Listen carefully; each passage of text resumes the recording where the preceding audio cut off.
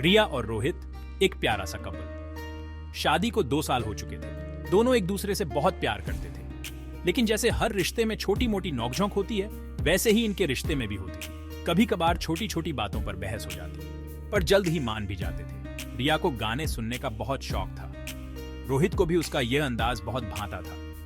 एक दिन रिया अपने फेवरेट गाने सुन रही थी कि अचानक स्पीकर खराब हो गया। रिया बहुत उदास हो गई। रोहित उस समय ऑफिस के काम में व्यस्त था। रिया ने उसे कई बार आवाज दी, लेकिन वह काम में इतना खोया हुआ था कि उसे रिया की आवाज ही नहीं आई। रिया को बुरा लगा कि रोहित उसकी परवाह नहीं करता। उस दिन से रिया और रोहित के बीच दूरियां बढ़ने लगी। छोटी छोटी बातों पर दोनों में बहस होने लगी। प्यार में भी खटास आ गई।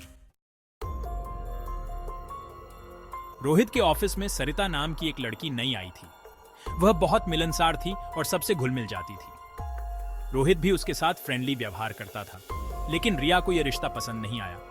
उसे शक होने लगा कि रोहित का सरिता के साथ अफेयर चल रहा है। रिया ने रोहित से इस बारे में बात करना चाही, पर रोहित ने उसे गलत समझा।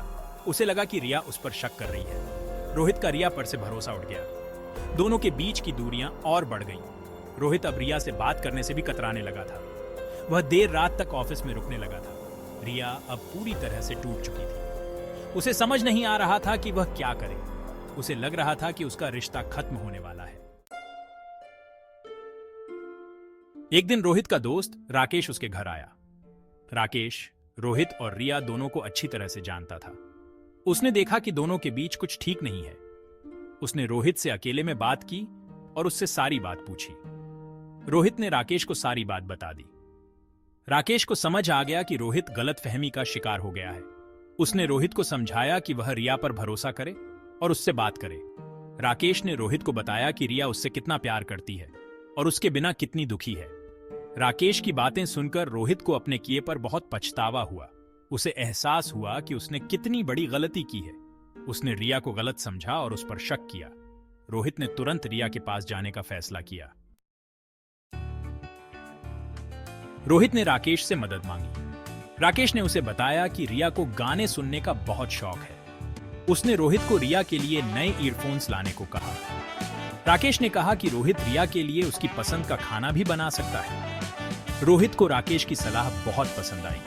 उसने तुरंत रिया के लिए उसके फेवरेट गाने वाले ईयरफोन्स खरीदे। फिर वह जल्दी से घर गया और रसोई में घुस गया। रोहित ने पूरी लगन से रिया के लिए उसका पसंदीदा खाना बनाया। जब रिया घर वापस आई तो उसने देखा कि घर पर सारा माहौल बदला हुआ है। घर पर मोमबत्तियां जल रही थीं और हल्का संगीत बज रहा था। रोहित उसके लिए खाना बना रहा था। रोहित ने रिया को देखा और झट से उसके पास गया। उसने रिया के हाथों में ईयरफोन्स रख दिए। रोहित ने रिया से माफी मांगी। उसने कहा कि वह उससे बहुत प्यार करता है और उसे कभी धोखा नहीं देगा। रोहित ने रिया को बताया कि वह उस पर पूरा भरोसा करता है और वह उसके बिना नहीं रह सकता। रिया रोहित की बातें सुनकर बहुत भावुक हो गई। उसने भी रोहित को गले लगा लिया। दोनों ने एक दूसरे को माफ कर दिया।